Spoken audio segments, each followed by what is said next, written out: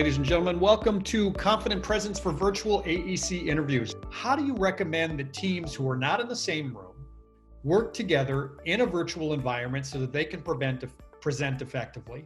And the second part of that question is, what if they can't socially distance in a room and present in the same room? Is there value of having 2 or 3 or 4 people on one camera presenting?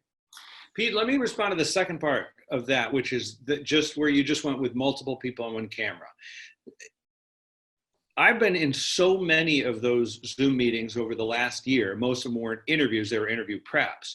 And there's something so flat and dull about so you're way back here, you know, you get small so quickly that when you disappear into the room, it's really hard to get the benefit of facial expression. So I'm not a big fan of doing the big room.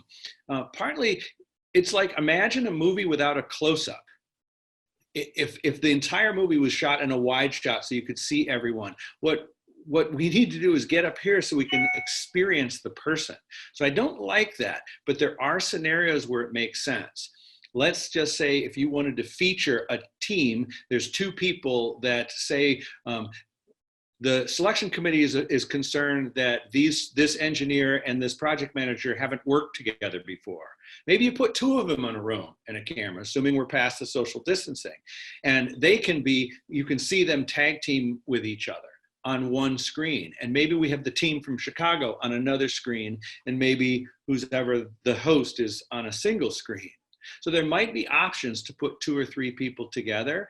The room interview, it's an option, but in my experience of it, you can't read anything except the person who's in the upper right and upper left. So in our experience working with interview teams over the course of the last 18 years, the single thing that any team can do to communicate team unity more than anything else is to pair up team members and have them present with each other.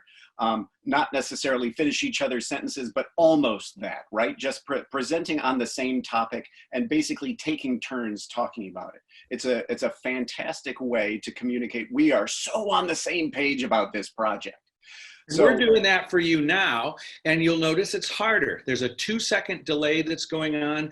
I looked for a spot to hop in, but Pete and I have pre-agreed it's okay to interrupt me. Go ahead and interrupt me, and when you do, I'm going to stop talking. Right, and absolutely. Hopefully on the receiving end here, the audience is experiencing, boy, yeah, it really does come across as team when 2 people are making the same point together.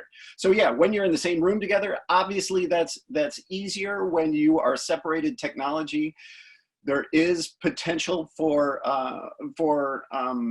imperfections, but A, imperfections are okay, and B, if you practice and if you communicate in advance, okay, this is the part of the presentation where the 2 of us will talk about this one topic, then you can get it down and you can listen for those opportunities to dive in.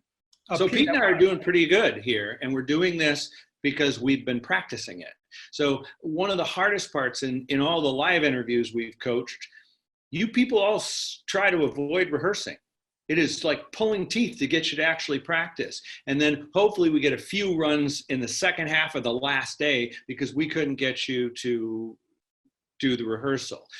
You want to start practicing sooner. If it's virtual interview, practice virtually. So I'm paying super close attention to Pete and a fair amount of attention to Troy so that I'm ready for their interaction and we practice together. But you can get this down. It's just a different experience, but you're paying more attention than you had to when you're in the room.